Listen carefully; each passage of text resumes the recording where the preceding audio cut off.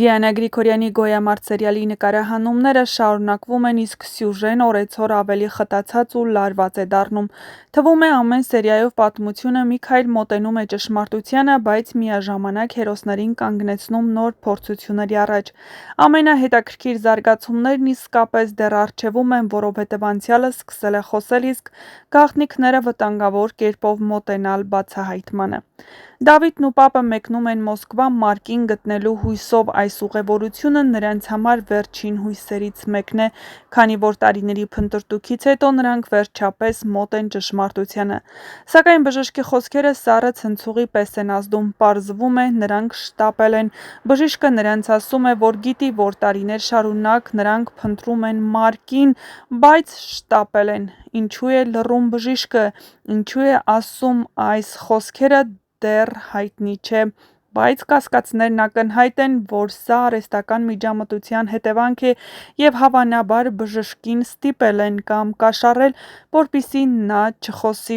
Ակնհայտ է, որ ինչ-որ մեկը դեռ վերահսկում է նրա կյանքը և վախենում բացահայտումներից, և քանի որ Մարկի կամ ինչպես հիմա են անվանում Վովայի մայրը շտապում էր Մոսկվա գործերով, դա հենց այնպես զուգադիպություն չէր, և հավանաբար բժիշկը նրան ասել է, որ նրա ընտանիքի անդամները դուրս են եկել հետքի վրա, իսկ նա խնդրել կամ գումարի դիմաց խոստացել է լռություն։ Մինչ Մոսկվայում ճշմարտությունը կրկին փախչում է նրանց ձեռքից, Երևանում իրավիճակն ավելի է բարդանում։ Մաննան ինչպես միշտ գործում է զգացմունքներով, չմտածելով հետևանքների մասին։ Նրա հերթական քայլը նոր ցավ ու լարվածություն է բերում ընտանիք։ Երբ նա արցունքներով տուն է վերադառնում, Լեոն այլևս չի կարող լուռ մնալ, եղբոր մեջ խոսում է պաշտպանական բնազդը, և նա որոշում է բացահայտ խոսել Գրիշոյի հետ, պահանջելով, որ նա հեռու մնա իր քրոջից, բայց այստեղ է, որ իրավիճակին խառնվում է Լեան։ Վախենալով Լեոյի կյանքի համար, նա կանգնեցնում է հնարավոր կռիվը։ Նրա քայլը ոչ միայն սիրուց կամ համակրանքից է բխում, այլ նաև ներքին զգացումից, որ այս բախումը կարող է անդառնալի հետևանքներ ունենալ։ Սակայն Լեայի միջամտությունն այլևս չի կարող զսպել Հունանին։ Հունանը հասնում է իր համբերության վերջին կետին։ Նա որոշում է, որ Լեոն պետք է պատժվի իր սահմաններն անցնելու, որդու հետ բախվելու, ընտանիքի ներսում լարվածություն ստեղծելու համար և իհարկե մշտապես Լեայի կողքին հայտնվելու համար։ Բայց հենց այստեղ է, որ սերիալը տալիս է իր ամենահուզիչ ու ուժեղ պահերից մեկը։ Լեոյի խոսքերը դառնում են իսկական ամպրոպ Հունանի համար։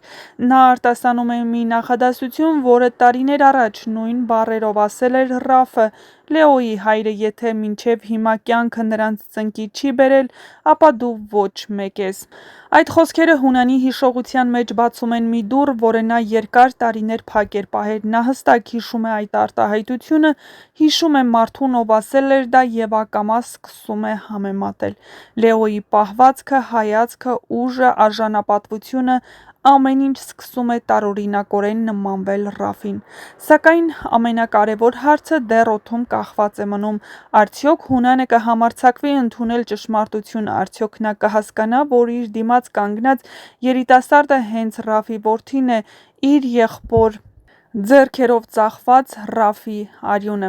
թե կփորձի հերթական անգամ փախչել անցյալից, շարունակելով սխալների շղթան։ Գոյամարտը հենց այս լարված հոգեբանական պահերով է գրավում հեռուստադիտողին։ Այստեղ յուրաքանչյուր խոսք կարող է դառնալ ճակատագրական, յուրաքանչյուր հանդիպում ճշմարտության սկիզբ կամ նոր ողբերգության պատճառ։ Եվ հենց դրա համար է, որ ամեն սերիայից հետո սպասումը դառնում է ավելի անհամբեր, ավելի ցավոտ ու ավելի հետաքրքիր։ Իսկ մինչ կբացահայտվեն այս և այլ շատ հետաքրքիր գաղտնիքներ, չմոռանաք բաժանորդագրվել մեր ալիքին, որպեսզի տեղեկացված լինեք շոու բիզնեսյան անցուդարձի, նոր հեռուստասերիալների, հեռուստասերիալներում կատարվող փոփոխությունների մասին և ոչ միայն։ Չմոռանաք նաև տեսանյութի մեկնաբանություններ բաժնում գրել,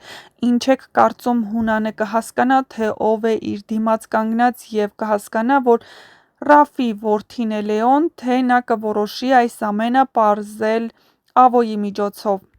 Այս եւ այլ շատ հարցեր շուտով կստանան իրենց պատասխանները, բայց մինչ այդ չմոռանաք բաժանորդագրվել մեր ալիքին, որպեսզի չկորցնեք առաջինը տեղեկացված լինելու ձեր հնարավորությունը։ Բաժանորդագրվեք ու բաց մի թողեք տեսանյութերը, որոնք շատ շուտով կներկայացնենք ձեր ուշադրությանը։ Հետաքրքիր է լինելու, իսկ սերիալում իրադարձություններն իսկապես լարված են։ Չմոռանաք նաև տեսանյութի մեկնաբանություններ բաժնում գրել, թե Գոյամարտը հեռուստասերիալում որ կերպարին ու որ դերասանին եք հասցրել հավանել և որ կերպարի ու դերասանի մասին կցանկանայիք ավելի շատ տեղեկատվություն ստանալ, իսկ մենք ձեզ համար կբերենք հետաքրքիր նորություններ։ Հեռուստադիտողի համար շոկ էր նաև բացահայտել, որ Ավոն օգտագործել է եղբոր մահը ոչ միայն Հունանից կորզելու գումարները, որոնք կռվի ժամանակ էր, այլ նաև ավելի գումարներ, որ իբրև թե օգնում է եղբոր որդուն, ով մնացել է Մոսկվայում և այդպես էլ ոչ մի օգնություն տեղ չի հասնում։ Դե ինչ, սպասում ենք ձեր կարծիքներին ու դուք էլ սպասեք մեր տեսանյութերին։